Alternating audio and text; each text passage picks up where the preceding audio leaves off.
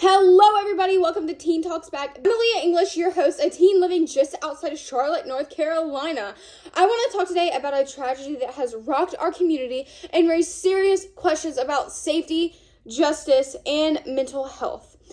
It's the story of Iryna, a refugee. A young woman tried to build a life here and what led to her death, and many believe what happened definitely could have been prevented. In Charlotte, North Carolina, we saw the results of these policies when a 23-year-old woman who came here from Ukraine met her bloody end on a public train. And here's a picture of it. This is the picture of it. And this is a picture of the woman, a beautiful young girl that never had problems in life, with a magnificent future in this country. And now she's dead. Iryna was a 23-year-old Ukrainian refugee. She fled Ukraine with her family in 2022 to escape the war.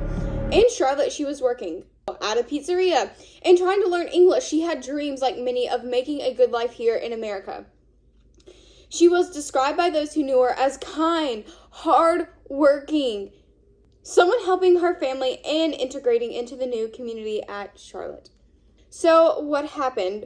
On August 22nd, 2025, Iryna boarded the Charlotte Area Transit System, CATS, Lynx Blue Line Light Rail.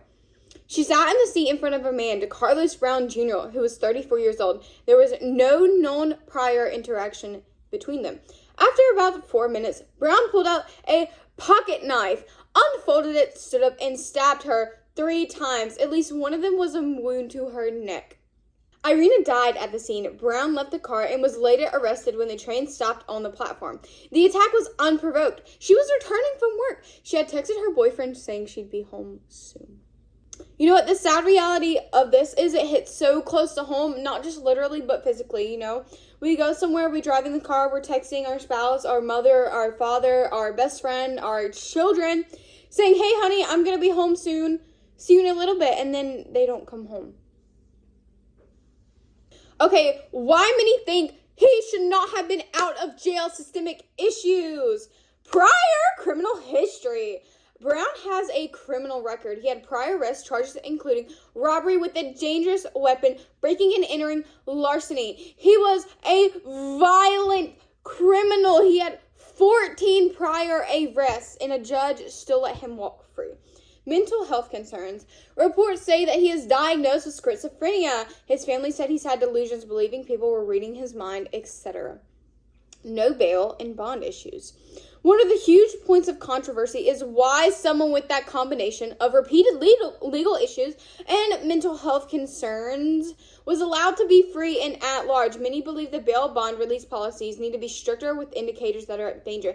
Security gaps. There were no security, and particularly to the rail car, the security presence of trains and platforms is inconsistent. Also, fair enforcement is spotty. Oversight of transit security hasn't been criticized. You guys, this makes me really scared as someone who lives in Charlotte. What if I get on a train and somebody kills me because they don't have security like they do in airplanes? This is not okay. And frankly, why are the judges letting him walk free if he's had 14 prior arrests of violent crimes and has bad mental health history? You know what?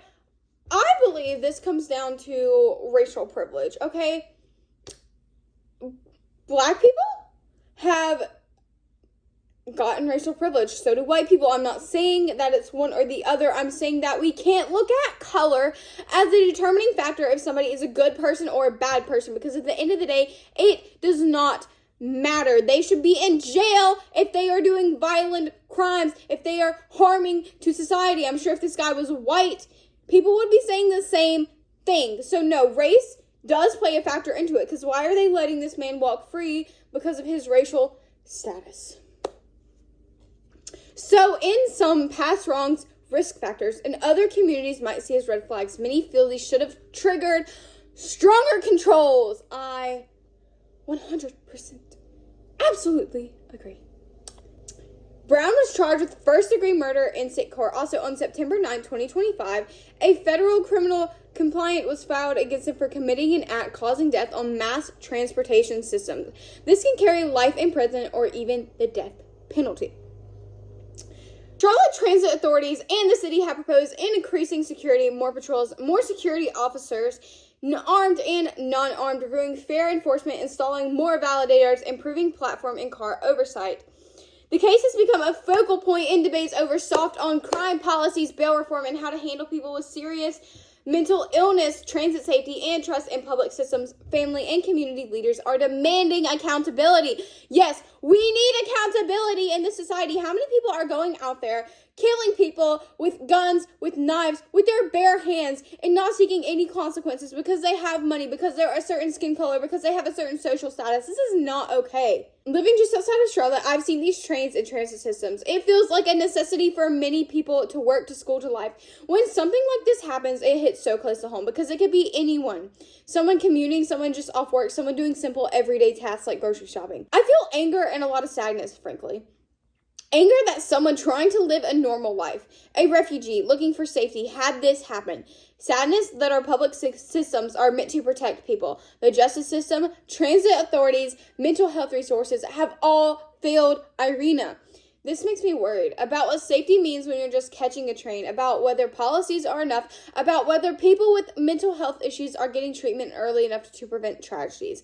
I think there's a more responsibility on our leaders, judges, and justice system to set rules that repeat offenders, especially those with mental health concerns, are not free without oversight that could prevent harm. Also, as a community member, there's responsibility in pushing for change, holding officials accountable, demanding security on transits, demanding funding for mental health, and supporting victims. Iryna was a young woman with hopes and dreams. She was trying to build a peaceful life in Charlotte. Her death was unprovoked and preventable in so many people's eyes. The suspect had prior offenses, mental health concerns, and there were gaps in security and justice oversight. So what can we do? 1, we can push for stronger policies around bail and bond when risk is high. 2, we can improve mental health services, early diagnosis, treatment, and monitoring. Specifically, ketogenic diets are known to help with mental health conditions, including dementia, schizophrenia, any kind of mental situations. 3, upgrade security on public transit, more guards, better oversight, consistent enforcement, and consequences. 4, community engagement. Voices need to be heard. Those who ride daily transit, those who work in mental health, and those impacted. My final thoughts: if I'm going to ride a train at night or go somewhere in public transport, I want to be able to feel safe. No one should live in fear. Iryna's life should inspire change so that no one else has to go through this. Hey guys, thank you for watching. If you found this video important, share it, talk about it. Let's vote for change. And let's honor Iryna by making our city of Charlotte and whatever city you live in safer for everyone. Bye guys. Come back for another day for another episode of Teen Talks, my talk show.